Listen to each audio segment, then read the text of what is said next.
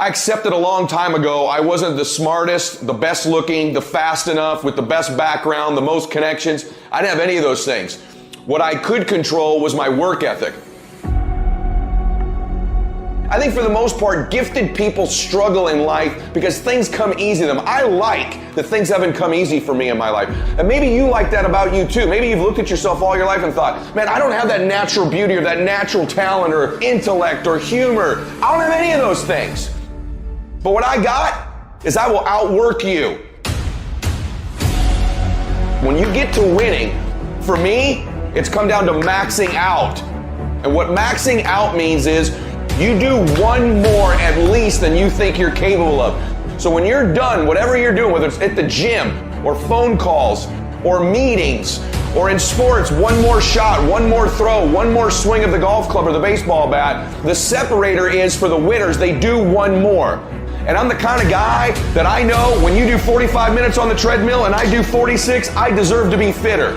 I know that when I'm lifting weights and I watch you do 5 sets of 10 and every single time I do one more. When it's supposed to be an 8-hour workday, I work 9. Whatever it is, I always do one more. And what that does is it makes me eventually think I'm doing things other people aren't willing to do, so I should get things other people aren't going to get. That's the separator. If you're someone who's always doing things other people aren't willing to do, you always max out, you always go to the next level, you convince yourself you deserve to win. You can take low self-esteem, low identity, low confidence, and change it over time by building this habitual addiction to doing one more, this obsession of one more.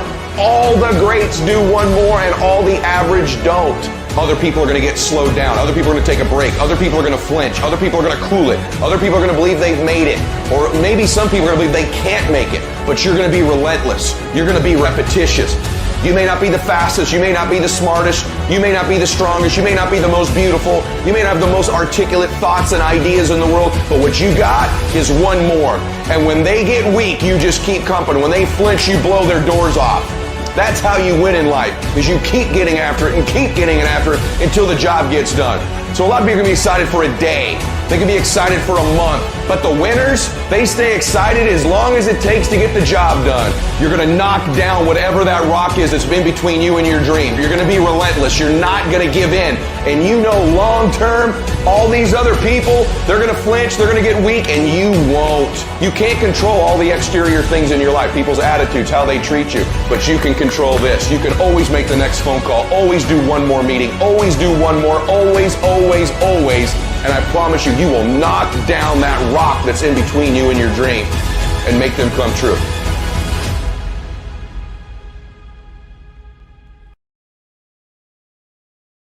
Your need for acceptance can make you invisible in this world.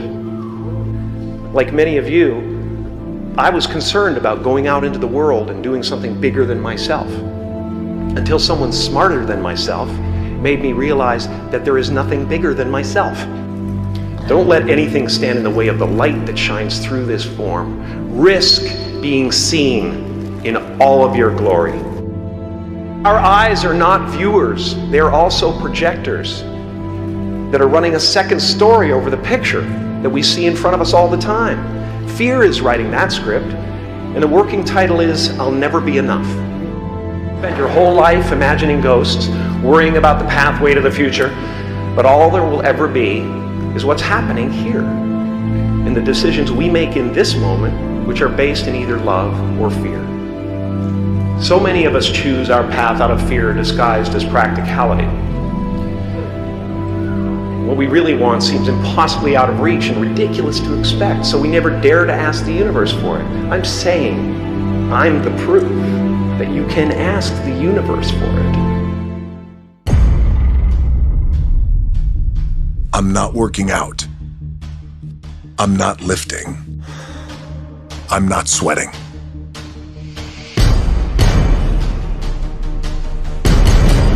I'm building. Building a foundation. I'm building habits by breaking.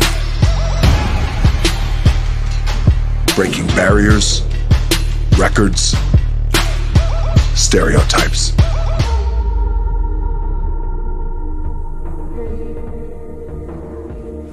breaking step and breaking myself down. We all are, if we're doing it right. Because when you build yourself back up, that's when you break through.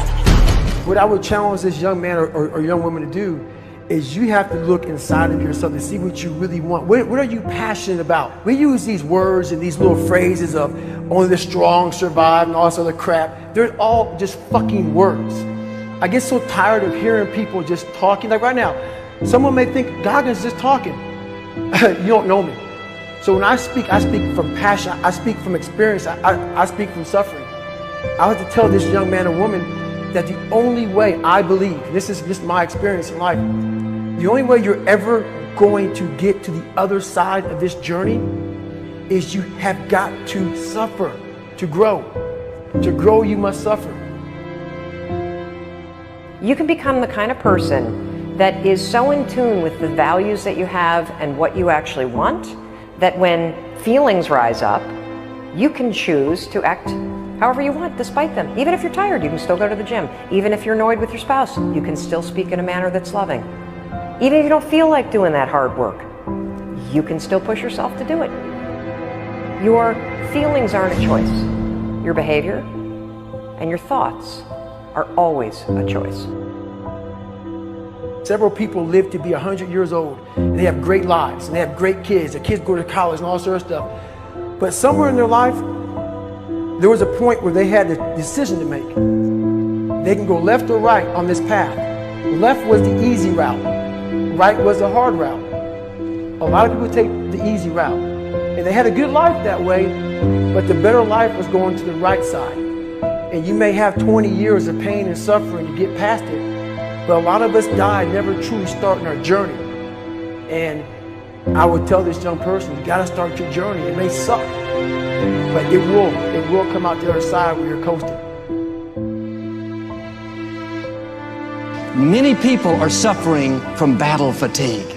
They've been standing a long time, trying to break the addiction, believing for the promotion, praying for that family member, but hasn't happened yet.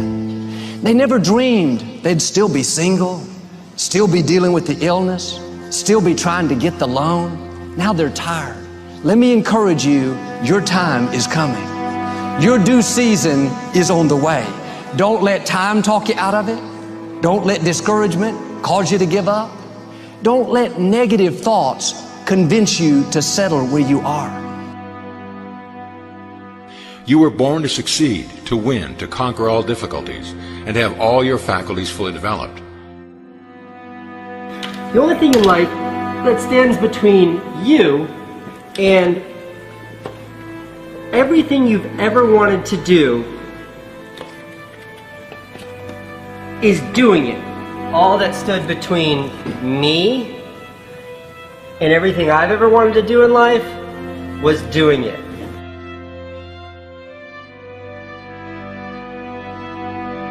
You have to trust your own voice, your own ideas, your honesty, your vulnerability, and through this you will find your way. You do not have to be fearless. Just don't let fear stop you. Live like this as best you can, and I guarantee you will look back on a life well lived. You are capable of greatness in your profession, and more importantly, in your quality of self. Stay hungry. Stay young at heart. Take those risks. You are going to change the world around you in big ways and in small. If we want to go somewhere, you got to do it. One of the great secrets in life to becoming successful, whether it's in a business, whether it's working with someone or for someone or in your own personal life, is be prepared in life for a lot of rejection. Because if you're prepared for a lot of rejection, it comes, you don't get turned off, you don't get disappointed, like, well, I'm not going to do this anymore, no one thinks it's a good idea. We need trust, right? We need trust. When we're surrounded by people who believe what we believe and trust starts to emerge, when we trust them and they trust us, we're more willing to take risks. We're more willing to experiment, which requires failure. We're more willing to explore and go somewhere that no one has ever gone before with the confidence That if we fail, if we trip over, if we turn our backs, that those within our community, those who we trust and who trust us, will look after us while we're gone, will pick us up when we fall over, will help us when we're hurt. Our very survival depends on it. Courage, someone who has the courage no matter what to